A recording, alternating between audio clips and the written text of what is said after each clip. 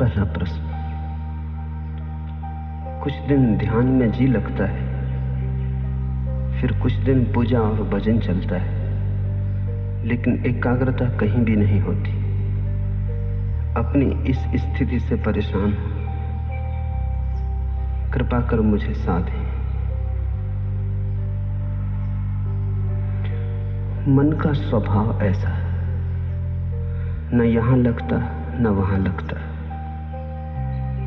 मन का स्वभाव है द्वंद्व। जो करोगे वहीं से उछटा हुआ लगेगा, जहां हो वहां से भागा हुआ रहेगा, जहां नहीं हो वहां का रस जन्मेगा। जो मिला व्यर्थ हो जाता, जो नहीं मिला वे दूर के ढोल बड़े सुहावने लगते। मन के स्वभाव को समझो। न तो ध्यान काम आता न भजन काम आता, मन के स्वभाव को समझना काम आता। मन की ये प्रक्रिया है, पद मिल जाए तो असंतुष्ट, पद न मिले तो असंतुष्ट, पद न मिले तो पीड़ा, पद मिल जाए तो व्यर्थता का बोध। गरीब रोता अमीर नहीं, अमीर रोता कि अमीर हो गया, अब क्या करूं। जो भी तुम्हारे पास है वो पास होने के कारण ही तो कोड़ी का हो जाता है, और जो तुमसे बहुत दूर है, दूर होने के कारण ही उसका बुलावा मालूम होता है। मन के इस आधारभूत जाल को समझो, इसे पहचानो। ये ध्यान और भजन का ही सवाल नहीं है। भोजन करो तो मन में उपवास का रस उमगता है कि पता नहीं उपवास करने वाले न मालूम किस गहन शांति और आनंद को उपलब्ध हो रहे हो। उपवास करो तो भोजन की याद आती है। जीवन के प्रत्येक पल तुम ऐसा ही पाओगे। बाग में लगता नहीं, सहरा से घबराता है जी। अब कहां ले जाके बैठे ऐसे दीवाने को हम। बगीचे में बिठाओ तो लगता नहीं, मरुस्थल में ले जाओ तो घबराता है। बाग में लगता नहीं, सहरा से घबराता है जी। अब कहां ले जाके बैठे ऐसे दीवाने को हम। मन एक तरह का पागलपन है, एक तरह की विक्षिप्तता है। मन से मुक्त होना ही मुक्ति है, मन के पार होना ही स्वस्थ होना है। तो पहली तो बात, मन के इस स्वभाव को समझने की कोशिश करो। अक्सर लोग समझने की कम कोशिश करते हैं, छुटकारा पाने की ज्यादा कोशिश करते हैं, और छुटकारा बिना समझे कभी नहीं। तो तुम्हारी आकांक्षा यह होती कैसे झंझट मिटे, लेकिन बिना समझे झंझट मिटी ही नहीं। ना समझी में झंझट है, तो तुम चाहते हो कैसे इस मन से छुटकारा हो, लेकिन पहले इसे पहचानो तो, इससे दोस्ती तो साथ हो, इससे परिचय तो बनाओ, इसके कोने कांतर तो खोजो, दिया तो जलाओ कि इसके सारे स्वभाव को तुम ठीक से देख लो। उस देखने में, उस दर्शन में, उस साक्षी भाव में ही तुम पाओगे विजय की यात्रा पूरी होने लगी। जिस दिन कोई मन को पूरा समझ लेता, उसी दिन मन विसर्जित हो जाता। जैसे सूरज के उगने पर ओस कण तिरोहित हो जाते, ऐसे ही बोध के जगने पर मन तिरोहित हो जाता। जैसे दिए के जलने पर अंधेरा नहीं पाया जाता, ऐसे समझ के, प्रज्ञा के दिए के जलने पर मन नहीं पाया जाता। तो मन से लड़ो मत। पहली बात, लड़ने का अर्थ ही ना समझिए। लड़के कभी कोई जीता? तुमने यही सुना है कि जो लड़े वो जीते। मैं तुमसे कहता हूं, लड़के कोई कभी जीता? समझ के जीत होती। लड़ने वाले तो ना समझ। लड़ोगे किससे? छायाओं से लड़ रहे हो। जैसे कोई अपनी छाया से लड़ने लगे, खींच ले तलवार, करने का लगे हमला। परिणाम क्या होगा? छाया कटेगी। परिणाम यही होगा, खुद ही थकेगा। और डर है कि छाया से लड़ने में कहीं अपने हाथ पैर न काट ले। क्रोध में, उबाल में पागल ना हो उठे। कहीं ऐसी घड़ी ना आ जाए कि विक्षिता में अपने को ही काट ले। अक्सर मन के साथ लड़ने वाले ऐसी ही स्थिति में पड़ जाते। मन तुम्हारा है, तुम्हारी छाया है नहीं, बस छाया जैसा है। रोशनी बढ़ाओ, थोड़े जाग के मन को समझो। जब ध्यान करो मन कहे भजन में, तो जरा जाग के देखो, एक तरफ खड़े होकर देखो कि मन क्या कह रहा है। जब भजन करो और मन कहे ध्यान लगाओ, तब जाग के देखो कि मन क्या कह रहा है। इसकी चालबाजियां पहचानो, इसकी कूटनीति पहचानो। मन बड़ा राजनीतिज्ञ है, ये तुम्हें भटकाए रहता है, ये तुम्हें चलाए रहता है। और तुमने ध्यान करके भी देख लिया, वहां भी नहीं लगा, और तुमने भजन करके भी देख लिया, वहां भी नहीं लगा। तो अब ये तो समझो कि मन कहीं लगेगा ही नहीं। मन का लगना धर्म नहीं, ना लगना मन की आदत है। कहीं लगता नहीं, जो नहीं लगता वही मन है। तो अब जब मन तुमसे कहे कि ध्यान करो, क्या भजन में पड़े हो, तो जाग के देखना कि ये फिर वही मन जो कहीं नहीं लगता, भजन में भी नहीं लगा था। तब इसने कहा था ध्यान करो, अब कहता है भजन करो। पहले कहा संसार में उलझे रहो, फिर कहा संन्यास ले लो। अब संन्यास में भी नहीं लगता, कहता है संसार में लौट चलो। इस मन को जरा देखना। कुछ करने की बात नहीं है, सिर्फ शांत भाव से देखना। तुम्हारे देखने में ही तुम पाओगे मन गिरने लगा, तुम पर उसकी पकड़ जाने लगी।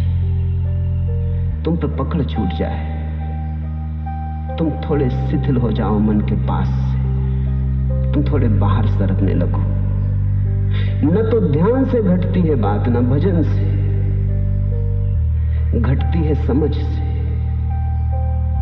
इसलिए समस्त धर्मों का सार है जागरूकता।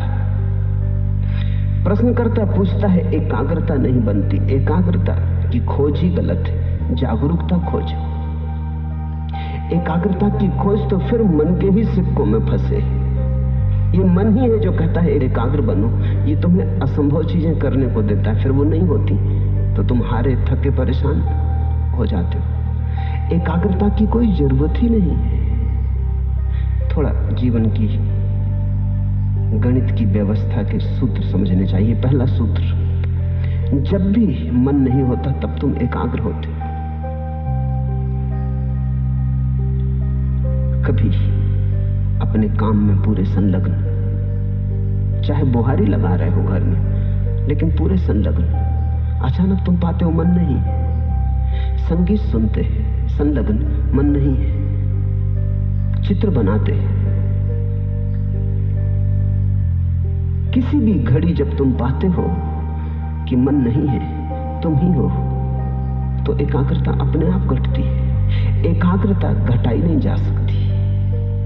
एकाग्रता मन की तन्मयता का परिणाम है। जब मन डूबा होता है तब तुम एकाग्र होते हो। जब मन उभर आता है तब तुम अनेकाग्र हो जाते हो। मन तुम्हें अनेक में बांट देता है, खंड खंड कर देता है। अब तुम चेष्टा कर रहे हो एकाग्र होने की। एकाग्र होने की चेष्टा और झंझट लाएगी, क्योंकि करोगे किससे चेष्टा? तुम एकाग्र होने की मन से ही करोगे। सब चेष्टा मात्र मन से होती। अब तुम एक ऐसे काम में लगे हो जैसे कोई आदमी अपने जूते के बंद खींच खींच के खुद को उठाने की कोशिश करे। खुद को कैसे उठाओगे जूते के बंद खींच के? थोड़े बहुत उछल कूद लो, फिर बार बार जमीन पर पड़ जाओगे। ये असंभव चेष्टा है। मन कभी एकाग्र नहीं होता। जब एकाग्रता होती तो मन नहीं होता। तो तुम मन के द्वारा एकाग्र होने की चेष्टा ही छोड़ो। तुम तो छोटे छोटे कामों में रस लो। रस का परिणाम है एकाग्रता। बुहारी लगाओ तो ऐसे लगाओ जैसे भगवान के मंदिर में लगा रहे हो, चाहे घर तुम्हारा ही हो, है तो भगवान का ही मंदिर। भोजन करो तो ऐसे ही करो जैसे भगवान को ही भोग लगा रहे हो। भोजन तो तुम ही कर रहे हो, लेकिन अंततः तो भगवान को ही लग रहा भोज। वही तो तुम्हारे भीतर आके भूख बना, उसी ने तो तुम्हारी भूख जगाई। वही तो तुम्हारे भीतर भूखा है, उसके लिए तो तुम भोजन दे रहे हो। रस जगाओ, एकाग्रता की बात मत उठाओ। रस का सहज परिणाम एकाग्रता है। जो करते हो उसे रसपूर्ण ढंग से करो, उसमें डुबकी लो। छोटे और बड़े काम नहीं है दुनिया में, जिस काम में तुम डुबकी ले लो वही बड़ा हो जाता है। बुहारी लगाने में डूब जाओ वही बड़ा हो जाता है। कबीर कहते हैं, खाऊं पियूं सो सेवा, उठूं बैठूं सो परिक्रमा। मेरा उठना ही बैठना उस परमात्मा की परिक्रमा है, और जो मैं खाता पीता हूं यही उसकी सेवा है। रस मेरे देखे अधिक लोगों के जीवन का कष्ट यही है कि वो जीवन में कहीं भी रस नहीं ले रहे। जो भी कर रहे हैं बेमन से कर रहे हैं क्योंकि करना है, खींच रहे हैं। जैसे बैलगाड़ी में जुते बैल, ऐसा जीवन को खींच रहे हैं, नाचते हुए, उमंग से भरे हुए नहीं। अगर तुम कोई ऐसे काम में लगे हो जिसमें तुम रस ले ही नहीं सकते तो बदलो वो काम। कोई काम जीवन से ज्यादा मूल्यवान नहीं। अक्सर ऐसा हुआ है, हो रहा है कि लोग ऐसे काम में उलझे हैं जो उनमें रस नहीं जगाता। किसी को कवि होना था, वो जूते बेच रहा है, बाटा की दुकान पे बैठा, और जिसको बाटा की दुकान पे बैठ रहा था वो कविता कर रहा है, तो उसकी कविता में जूते की पालिश की गंध आती आएगी ही। लोग वहां हैं जहां उन्हें नहीं होना था, और ये विकृति के कारण है क्योंकि तुमने कभी अपने सहज भाव को तो खोजा नहीं। किसी के पिता ने कहा कि दुकान करो, इसमें ज्यादा लाभ है। किसी के पिता ने कहा डॉक्टर बन जाओ। किसी की मां को ख्याल था बेटा इंजीनियर बने। परिवार को धुन थी कि बेटा नेता बने। तो सब धक्का दे रहे हैं एक दूसरे को कि ये बन जाओ, वो बन जाओ। कोई ये नहीं पूछता कि ये बेटा क्या बनने को पैदा हुआ है। इससे भी तो पूछो, थोड़े इसके हृदय को भी तो टटोलो। तो फिर लोग गलत जगहों पर पहुंच जाते। एक बहुत बड़ा सर्जन जिसकी सारे जगत में ख्याति थी, जब 60 वर्ष का हुआ है और उसकी 60वीं वर्षगांठ मनाई गई, तो सारे दुनिया से उसके मित्र इकट्ठे हुए, उसके मरीज इकट्ठे हुए, और उन्होंने उसका बड़ा स्वागत किया। लेकिन वो बड़ा उदास था। उसके स्वागत में नृत्य का आयोजन किया गया था। तो जब लोग नृत्य करने लगे और वो सर्जन देखता रहा तो उसकी आंख से आंसू टपकने लगे। तो उसके पास बैठे उसके मित्र ने पूछा, क्या मामला है? हम सब तुम्हारी वर्षगांठ पे इकट्ठे हुए प्रसन्नता से। ये नृत्य तुम्हारे स्वागत में होता, तुम रोते क्यों हो?